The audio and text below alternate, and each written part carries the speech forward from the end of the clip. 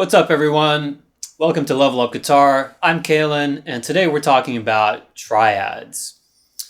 I want to talk today about three things. We're going to talk about the shapes. We're going to talk about a little bit about the theory behind the shapes, get a little into the chord tones, and then we're going to talk about the bigger picture, how everything is going to fit into the sort of fretboard knowledge that hopefully you already know something about. If not, that's okay. It'll be part of your foundation as well. So let's get right into it. The first thing was going to be the shapes, and let's start with a major triad shape. Now, I should say we're going to do this in a systematic way that maybe you haven't seen in other lessons on triads. A lot of other lessons I see, they'll give you a triad shape, and they'll give you a couple cool inversions, maybe do the 1, 4, and 5 chords. And that's great, but it leaves you scratching your head a little bit about how these things actually work. So we're going to go through all of the chords within the key using root position triads on the D, G, and B strings. And that means all of these shapes are going to come from your root on the E string major bar chords, major and minor bar chords for the major and minor shapes.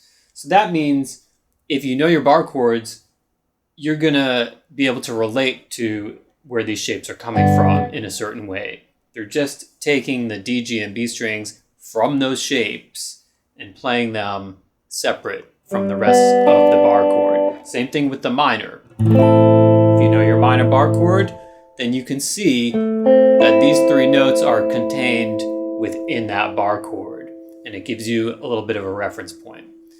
So, okay, back to going through the triads. We're going to go systematically through the key of G using the root position triads. So here's your major triad, 3, 2, 1 on the D, G, and B strings, and we're in third position here for a G triad. We're going to go up a whole step, and we're going to change that to a minor triad, which means we're going to bring this note down, which means we're going to bar with the first finger, and we have our A minor triad. Going up a whole step to B minor, it's the next chord within the key. Then we're going up a half step. We got to switch back to major, so back to that 3, 2, 1 shape. Up a whole step to D major. Up a whole step to E, but we've got to make it minor. E minor is the relative minor in the key of G, by the way. Up a whole step, but we're going to make this diminished, and diminished has a flat fifth. So root, you already have the flat third from that minor shape you carried over from the E minor. And we're going to reconfigure our fingers. See what I did there? So the fourth finger on the D string, second finger on the G string, first finger on the B string, and then we're moving back up. We're back home at G major. So let's take this back down. G major, F sharp minor, down to E minor, D major down a whole step, C major down a whole step, half step to B minor, whole step to A minor, and whole step back to G major. So there you have it, your triad shapes going systematically through the key of G on a single string set, which puts the root as your lowest note. Now, I did it on this string set so that you could see the triad shapes in order from the root going up. And this is where I want to talk about the theory, a little bit of the theory behind this.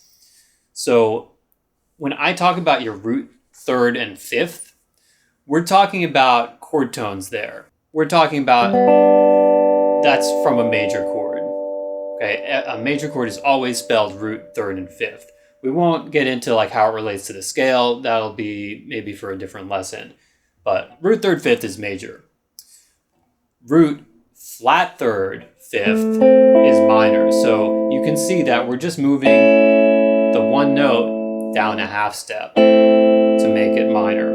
And for that diminished chord we played up here, it's root, flat third, flat fifth. So we're moving the B string down another half step. So essentially, what's the most important thing I want for you to take away from this is if somebody asks you what's the difference between a major and a minor chord, you tell them a minor chord has a flat third. It's as simple as that. I ask people this a lot, like beginning music students, and they will sometimes get flustered, even though I get the feeling that they kind of know what the answer is, but they think it's more complicated maybe than that. Minor chord has a flat third. And the same is true of scales, by the way.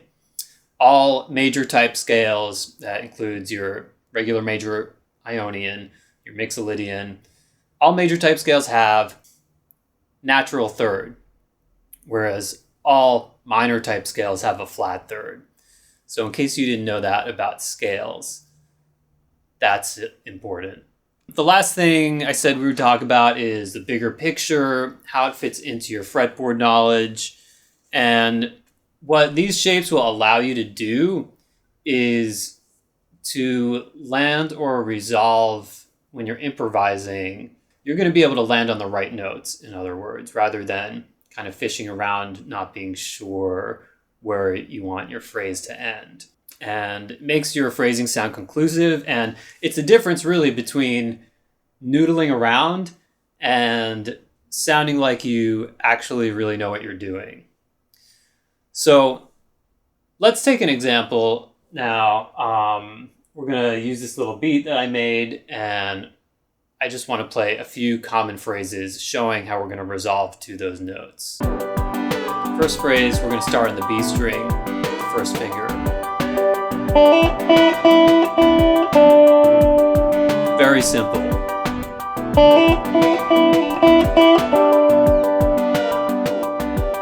So notice how that sounds good. It wouldn't sound as good if we resolved the other way.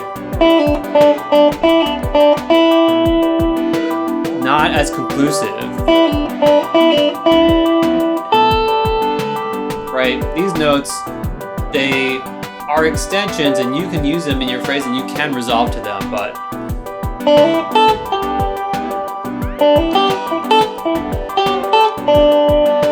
to resolve to the fifth there, that sounds really nice.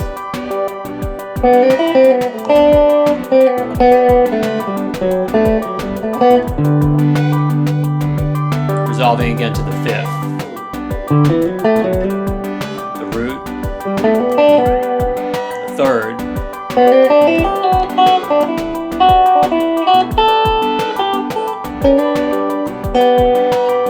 The root and the third. So yeah, I am using some notes on some of the other strings, but